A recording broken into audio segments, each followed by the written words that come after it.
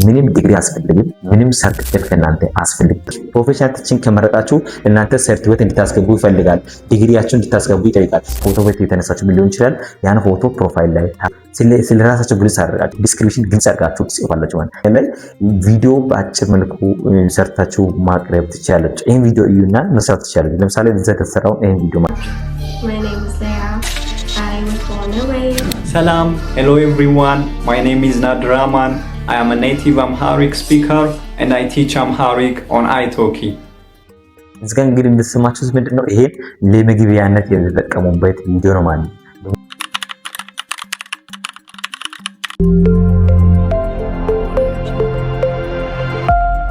እንዴት አላችሁ ውድና የተከበራችሁ ዩቲዩብ ቻናል ተከታታዮች፣ ዛሬ እንግዲህ ለየት ባለ ሐሳብ እንግዲህ ብዙ ጊዜ ጥናት ያደረኳቸውን ሐሳቦችን ይዤላችሁ መጥቻለሁ። ዛሬ እንግዲህ ይሄን ሐሳብ ከተከታተላችሁና እስከ መጨረሻ ጊዜ ስታችሁ ካያችሁ እንደገና ደግሞ ለመስራት በጣም ፍላጎት ካላችሁ በትክክል እንደምትጠቀሙና በጣም ለእናንተ እንደሚያገለግል ተስፋ አደርጋለሁ። እኔም የተሰሩ ስራዎችን በደንብ እናንተ ባይናችሁ እያያችሁ መስራት ስለሚችሉ ማለት ነው። ምክንያቱም እናንተ እንግዲህ ይሄን ስራ ከመስራታችሁ በፊት ምን ያክል ሰው እንደሚሰራ እንደገና ደግሞ የት አካባቢ ላይ እንደሚሰራና ሰው እንዴት አድርገው ነው እየሰራ ያለው ምንድነው የሚያስፈልገው እንደገና ደግሞ ማን ነው የሚከፈለው መቼ ነው የሚከፈለው የሚለውን መጀመሪያ በደንብ ጥናት ካረጋገጣችሁ በኋላ እኔ በምናገረው ነገር ብቻ ሳይሆን እናንተም በደንብ ካረጋገጣችሁ እርግጠኛ ከሆናችሁ በኋላ መግባት የምትችሉበትን የስራ አይነት ነው እናንተ እኔ የምጠቁምላችሁ ማለት ነው። እኔ በጠቆምኩት ልክ ብቻ መግባት ብቻ ሳይሆን እናንተም ውሸት ይሁን እውነት ካረጋገጣችሁ በኋላ የእውነት አምናችሁ ከገባችሁ በደንብ መጠቀም የምትችሉበትና ነገር ግን በጣም የሚከፍልና በትንሹ አንዴ አዘጋጅተን ካስቀመጥን በኋላ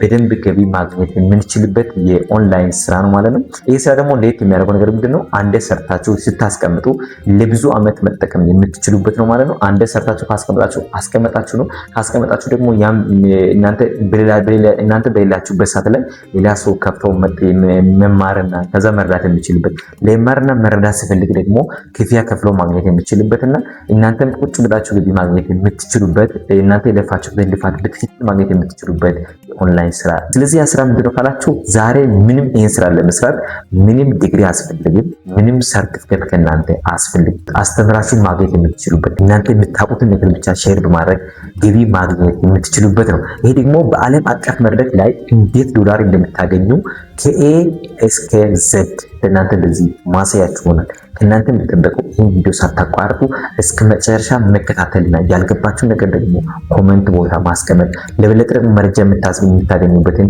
ቴሌግራም ሊንክ ከስር ሜሴጅ ቦታ ላይ ያለችው ነክታችሁ ወደ ቴሌግራም ገብታችሁ መጠየቅ ትችላላችሁ። እዚህ ጋር ምንም መጠየቅ ትችላላችሁ። እኔም በየሰዓቱ በየደቂቃ ልዩነት ገብቼ ቼክ እያደረኩ እናንተ ጥያቄውን መመለስ የሚችልበት ይሆናል። ይሄ ደግሞ ምን ሲላችሁ ቪዲዮን አቋርጣችሁ መውጣት የለባችሁ። ከእናንተ የሚጠበቀው ይሄን ቪዲዮ ላይክ እና ሳብስክራይብ በማድረግ ቀጣይ ላይ የሚለቀቁ ፓርት 2 ቪዲዮዎች ስላሉ መከታተል ነው።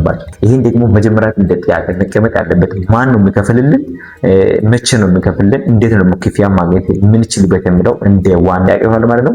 አሁን እንግዲህ ነው የምታደርጉት አፕሊኬሽኑን እንግዲህ የመጀመሪያው እንግዲህ ኢትዮጵያ ውስጥ ያለው ሰው ሳይሆን ይህን ትምህርት እንማረው ከኢትዮጵያ ውጭ ያሉት የኢትዮጵያዊ ዜጋዎቹ እንደ ደግሞ ኢትዮጵያ ውስጥ መግባት የሚፈልግና ውጭ ሀገር ላይ ሆኖ የኢትዮጵያ ልጅ ወይም ኢትዮጵያዊ ሆኖ ውጭ ሀገር ላይ ያለው ሰዎች ነው። ይሄን ነገር ማን ነው የሚከፍለን፣ ለምንስ ይከፍሉልናል የሚለው እንደ ዋና ጥያቄ ማስቀመጥ እንችላለን። በአሜሪካ፣ በካናዳ፣ በአውስትራሊያ በሺዎች የሚቆጠሩ የኛ ቤተሰቦች አንድ ጭንቀት አለባቸው። የልጆቻቸው ባህላቸውን፣ ቋንቋቸውን እንደጋ ደግሞ የነሱን ማንነታቸውን ለልጆቻቸው ማስተላለፍ ይፈልጋሉ። በስራ ሊነት ችግር ሊሆን ይችላል። የተለያዩ ነገሮችን ለማግኘት ካሉበት ከኢትዮጵያ ሀገራቸው ወይም ከተወለዱበት ሀገር ወደ ሌላ ሀገር ሲሄዱ ልጆቻቸው ያን እነሱ የሚያውቁበትን ቋንቋ በጣም ማስተማር ከልብ ይፈልጋሉ። ነገር ግን ለነሱ ያን ቋንቋ የሚያስተምር ሰው ባለማግኘታቸው እሱን ባህልና ቋንቋቸውን ማሳለፍ ይፈልጉበት ሰዓት ላይ ያን ነገር ባለማግኘታቸው ብዙ ነገሮችን ጥረት ሲያገኙ የሚቀሩበት ነገር ይሆናል። ዛን ደግሞ እንደዚህ ነው የምናደርገው። የመጀመሪያ ቋንቋዎቹን እንግዲህ ቀላል ነው የምናስተምረው ደግሞ የተለመደውን ቋንቋ ነው የምናስተምረው። ለምሳሌ ሀሁ ምንልበት ሊሆን ይችላል፣ እናንተ ደግሞ ይሄ የምታገኙበት አፕሊኬሽን ለእናንተ ያሳያለው ሀሁ ማስተማር ሊሆን ይችላል፣ መደበኛ ቋንቋ ማስተማር ሊሆን ይችላል። እናንተ ግን ከእናንተ የሚጠበቀው ያን ቋንቋ የምታስተምሩበትን ትንሽ ቪዲዮ ሰርታችሁ ያን አፕሊኬሽን ላይ ትጭናላችሁ ማለት ነው።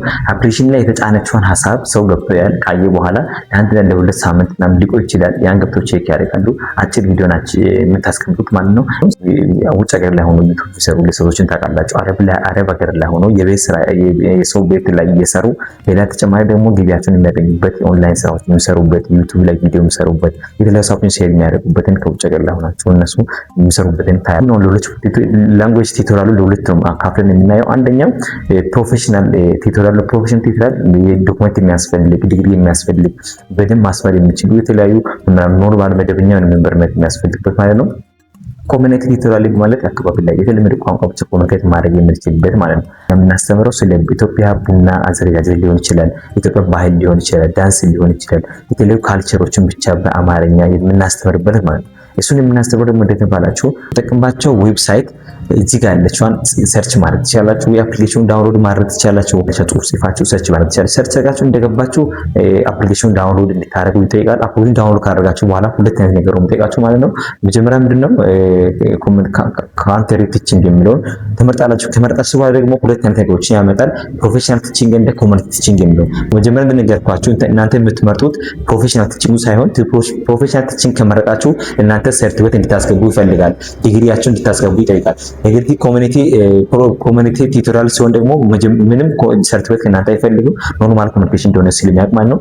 መጀመሪያችሁ የምታደርጉት ምንድነው ፕሮፋይላችሁን ኮምፕሊት ማድረግ። ፕሮፋይላችሁን ኮምፕሊት የምታደርጉት እንዴት ነው?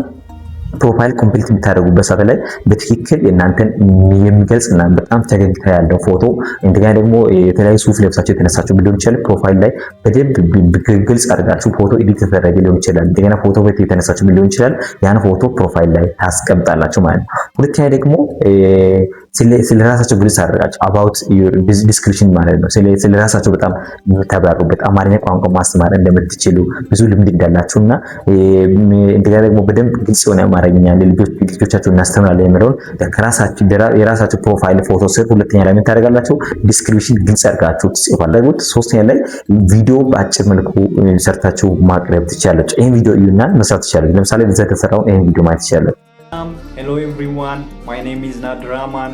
I am a native እዚህ ጋር እንግዲህ እንደሰማችሁት ምንድነው ይሄ ለምግብያነት የተጠቀሙበት ቪዲዮ ነው ማለት ነው። ድምጽ የማይረብሽ ቦታ ላይ ሪከርድ አድርጉና ጥንቃቄ ማድረግ አለባችሁ። ምንድነው ላይት እንደዚህ እናንተን ግልጽ የሚያሳይ መሆን አለበት ያን ቪዲዮ ሲሰሩ ማለት። ምክንያቱም እንግዲህ ውድድር ነው፣ ቢዝነስ ነው። የምትገቡበት ሰዓት ላይ መጀመሪያ ምንድነው የምታደርጉት? በትክክል እናንተን መግለጽ የሚችልበት ቪዲዮ መስራት አለባችሁ። ብርሃን ያለበት መሆን አለበት።